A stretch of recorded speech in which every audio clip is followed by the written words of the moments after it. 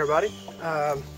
Just thought I'd give a quick update on the Homestead project, or the house, whichever you want to call it. We didn't get the footers poured when we thought we would. For one reason, because we got rained out. The footers got filled with water, and I got a cold. I just got over it yesterday, or day before yesterday. I'm still a little stuffed up, but other than that, I'm fine now. But as you can see here down the basement, you see we still have some standing water in there, mostly in just the low spots. But that's why, whoops, there we go. But that's why we're still at kind of a standstill. We're gonna have to wait for just everything to dry up. It's just so wet right now, and this ground down here is just mostly red clay where we dug it out. So it's like glue. It just sticks to your boots or anything else. But on a good note, I found that there's a spring down below the house. I'm trying to see if I can see it from here. I don't think I can.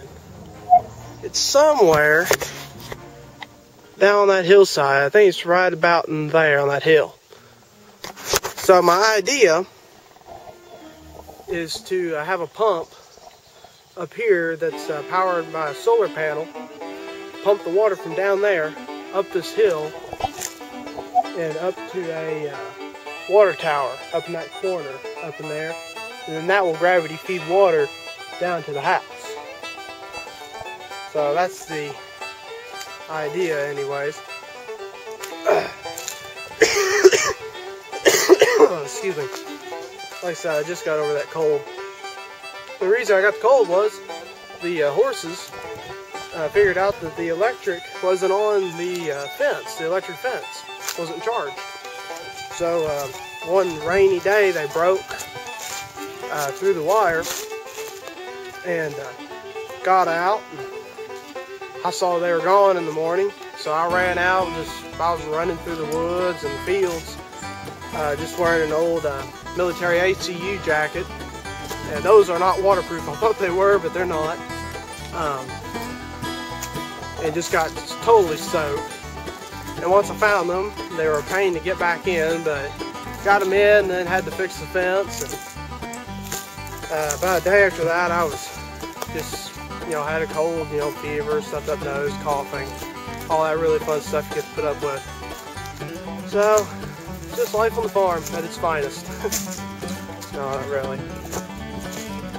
But anyways, I'm going to walk down here to the spring and show this to you if I can find it. Alright, so here's the spring right here. I know that you can't really see it all too well, but it is here. I'll zoom in on it here in a second. Now, it's going at about, I'm guessing, 3/4 of a gallon to a gallon a minute. Now, it's not much, and it's not enough to run a ram pump. With a ram pump, you need at the minimum 1 gallon per minute. And if you don't know what a ram pump is a type of water pump that uses air pressure and water pressure to pump water uphill without electricity. Just, like I said, just uses air and water pressure. It's a really cool device. If you go on YouTube and Engineer 775, he does a really good video explaining how they work and how to make your own ram pump. So if you're interested in that, look his video up. It is excellent. This water here, I haven't had it tested yet for purity, see if there's E. coli or any kind of parasites or infectious viruses or anything like that, toxins in there. I'm kind of worried about that because just right up the hill, right over here, is my neighbor's farm, and he has Angus cattle, and he uses pesticides and just all that stuff. And hey, I don't blame him. He's 65 years old, and at that age he doesn't need to be using a weed eater to, you know, cut it, keep his fence rows clean, take out thistles with a hoe. I understand it. I like Roundup myself, but I'm not really worried about that as much as I am the cow manure. Putting in E. coli into the water source. Now, if there is E. coli, I can, if it's a low amount, I can install what's called a UV light filter system. And what it does is the UV light, ultraviolet light, that shines on the water. And what it does, it doesn't kill the bacteria, but it's sterile. It makes it sterile to where it can't reproduce. Bacteria, if it's made sterile to where it can't reproduce itself, it can't harm you. That's what makes you so sick, is when it reproduces inside your body. So, by making it sterile, you make it harmless. So that's an alternative, and we had that one. If you've seen my video, Life on a Self-Sufficient Farm, the slideshow, if you've seen that, we had that same type of water filtration system up there, and it worked really well. We had, the health department said we had one of the highest levels of E. coli they've ever seen in a water source, but after we installed that UV filter system, our water was cleaner than the county and city water, both. So that just tells how good a system that it is, how well it works.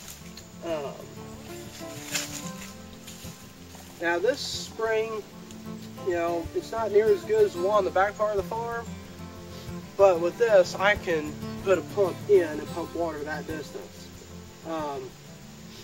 And I might have to do, a dual system for the house. I may have to do this and rainwater both to supplement, for my water needs.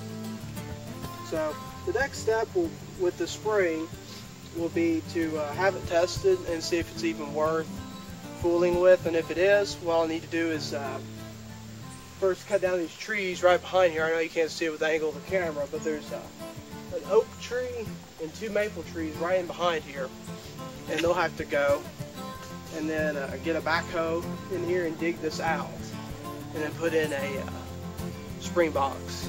Do that. I'll talk more about how to properly develop a spring in a later video.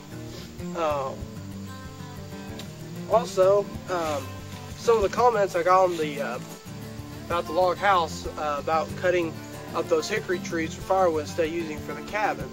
Talk about that for a minute. I thought about doing that, using that lumber for the cabin, but here's the thing, that was all hickory. And if you're not familiar with it, hickory is harder than a rock. I mean, you try to drive a nail into it, it's going to bend. If you drive in, you've got to almost pre-drill every hole and then coat your nail with oil. That's the only way I've had any luck driving a nail in hickory. The only thing hickory is good for, in my opinion, is tool handles and firewood. I mean, it's a great firewood.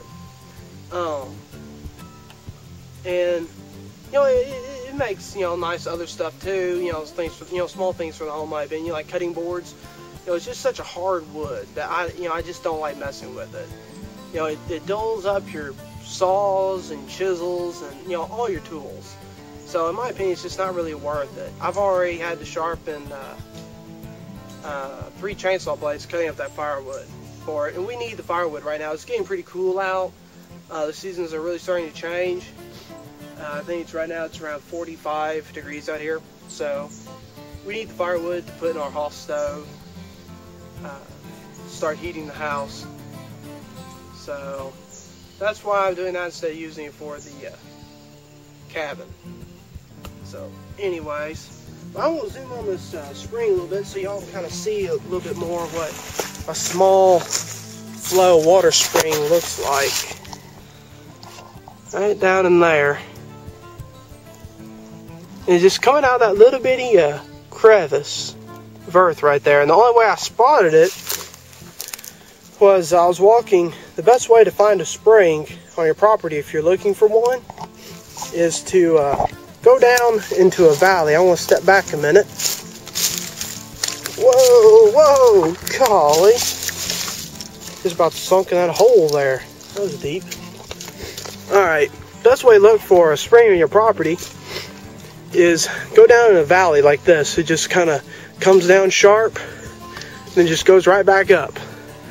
And it's, you know, a lot like a drainage ditch, you know, a natural ditch. You see there's like stones here to where it forms like a creek bed over the years. And, you know, it does flow as a little creek when it rains, then really wet seasons. This branch right here goes up to a kind of his runoff from my neighbor's pond where he waters his cattle. His pond is spring fed. So, you know, when you're looking for a spring, just go down these little valleys like this and, you know, just start looking for where the water comes from. As you'll notice here, you know, the main part of the stream goes this way. But I noticed this little wet ditch area kind of goes up right in there. And that looked, you know, dry. I was like, well, you know, up in there I didn't notice any more, you know, signs of water flow. You know, like, you know, you'll see more stones and the ground to be, you know, just a little bit different. You can tell the difference. Then I got walking back and I started to notice these stones down here. And how the ground was a little bit more wet. Even you know, right here, right now, the ground is more wet back in here. You know, this back here I think is another little outlet. Yeah, here's another little outlet where the spring is coming out. And I noticed that right there. So probably what I'll do to get the maximum amount of water out of the spring is from right there. There's those trees I was talking about. From right there to right there, I'll probably dig out with a backhoe. Or I may just have to use a pick and shovel, because as you can see, I don't really know if I can get a backhoe back here or not. But excuse me, don't you love colds?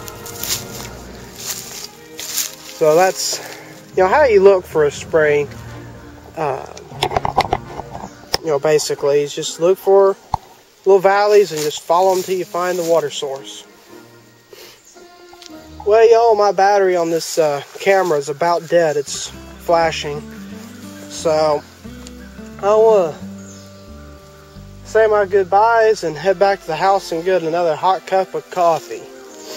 And try to get this cold over with so I can get back to work on that house and in the blacksmith shop. So I will see you guys later.